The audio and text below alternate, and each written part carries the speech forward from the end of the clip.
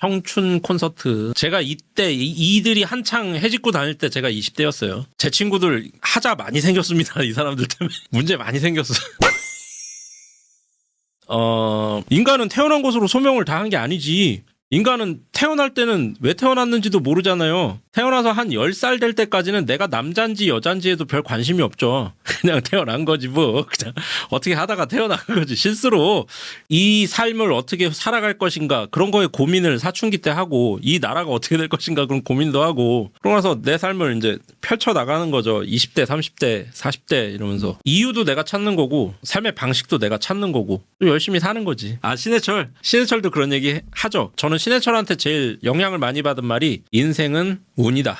신해철의 이 말을 제일 좋아해요. 그렇다고 완전 개뽀록에다가 기대면 되느냐? 그건 아닌 거지. 신해철이 방구석에 앉아가지고 기타 치면서 아유 나도 언젠가는 뜰 텐데 이러고 있었던 사람이 아니잖아요. 대학가요제에 나가서 대상을 먹고 팀을 꾸리고 넥스트를 만들고 모노크롬 뭐 그런 밴드도 만들고 영국까지 가가지고 온갖 노력을 다 하는 사람이죠. 노력을 할 걸 다 하면서 언제나 최선을 다하고 있으면서 이때를 기다리는 거지. 운이랑 노력이 맞닿아야 결실을 보는 것이다. 라는 게 신해철의 주장인 거죠. 이 사람의 입으로 뱉은 교훈, 이 사람의 삶이 뱉어낸 교훈을 봤을 때 운과 노력이 만나야 한다. 저도 그렇게 생각을 합니다. 그래서 유튜브 할까요 말까요 하는 친구 있으면 일단 하라고 하는 거죠. 왜냐면 유튜브를 안 하는데 100만 유튜버가 될 수가 없잖아요. 로또를 안 사는데 로또 1등이 될 수가 없잖아요. 그러니까 마음이 가면 거기 이제 재능이 있다는 거라고 봅니다. 기초재능. 마음이 가면 기초재능은 있는 거다. 그 다음에는 노력이다. 그게 운을 만나면 성공한다.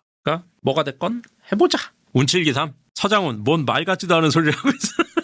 이게 여러 이 시대의 멘토라는 사람들이 있잖아요. 이 시대의 멘토들 중에 저는 뭐 멘토가 될 생각이 전혀 없고 저는 그럴 깜냥이 안 되는 사람이고 서장훈이 있고요. 김종국이 있죠. 많은 남자들이 김종국을 멘토로 삼습니다. 그리고 김재동이 있죠. 그리고 신해철이 있죠. 신해철님은 이제 가셔서 넣기가 좀 그런데 저는 여기서 탑티어는 서장훈이라고 봐요. 그리고 신해철이 2등. 김종국은 한 3등. 김재동은 논외.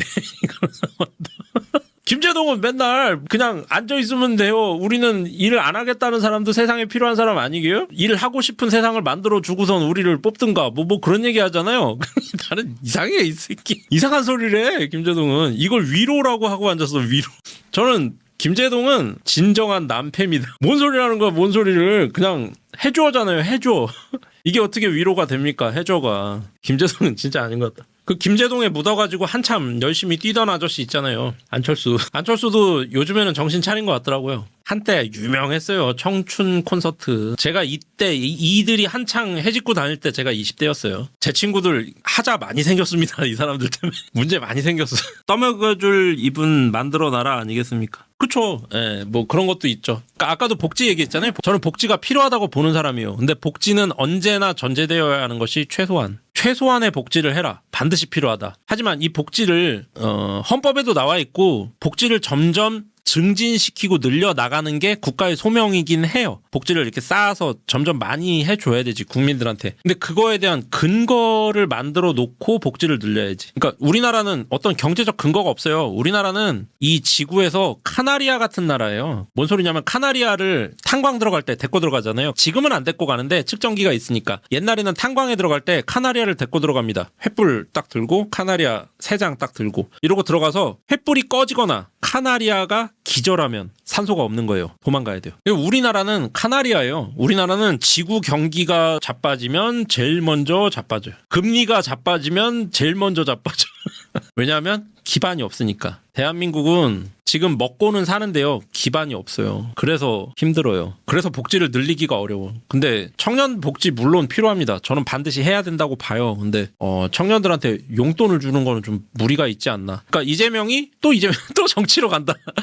또 정치로 갔어. 지금 제가 가면 안 가. 한 번 참자. 갈까? 복지를 올리는 거는 맞다고 보는데 그것까지는 맞는 것 같아요. 뭐 교복, 그다음에 뭐 월에 아마 20만 원 책값 이 정도 주는 거? 동의. 괜찮다고 봅니다. 이걸로 책을 안 사봐도 된다고 생각을 해요. 도시락 사 먹고 그래도. 왜냐면 이게 안 돼, 생활이. 요즘 풀타임 알바를 뛰면은 220 정도를 받는데 월세가 서울에서는 5, 60이에요. 핸드폰 나가야 되죠. 뭐 나가죠. 전기세 내죠. 뭐 수도세 내죠. 뭐 이것저것 하면은 여기서 대충 한 120 정도 뛴다고 봐야죠. 생활비로. 내 손을 거치지 않고 나를 유지하는 데 들어가는 돈만. 옷 사고 이런 거 말고. 그럼 100만 원 갖고 정말 도 닦는 심경으로 살면 살겠지. 근데 어쩌다 친구 하나 만나서 소주 한잔 해야 되고 책도 좀 사봐야 되고 미래를 준비하기 위해서 자격증도 좀 따야 되고 그러기에는 이게 돈이 없죠. 다 쓴단 말이에요. 다 쓰면 살겠지. 미래는. 평생 알바만 할 거 아니잖아요. 뭐가 좀 쌓이는 게 있어야 된단 말이죠. 지식 말고 돈도 뭔가 좀 쌓이고 있어야 돼. 그게 좀 체감이 될 정도로 그게 안 돼요. 근데 기업은 이거를 해줄 수가 없어요. 좀 운영이 간당간당하잖아. 우리나라 카나리아라니까? 자빠진다니까? 기업이 못해요. 기업이 못하면 정부가 해야지. 그러니까 해줘야 되는 건 맞고 기업은 못해. 그러면 정부가 해야지. 정부가 체감시켜주는 게 복지잖아요. 그러니까 복지는 반드시 필요합니다. 까지 인정. 근데 과한이 붙으면 좀 그렇다. 과한 복지는 반대다. 그럼 여기서 이제 과하다는 것이 어디까지냐? 그건 이제 논쟁의 영역이죠. 논쟁의 영역. 정리하는데 우리나라는 뭘 하든 막 정신이 하나도 없어.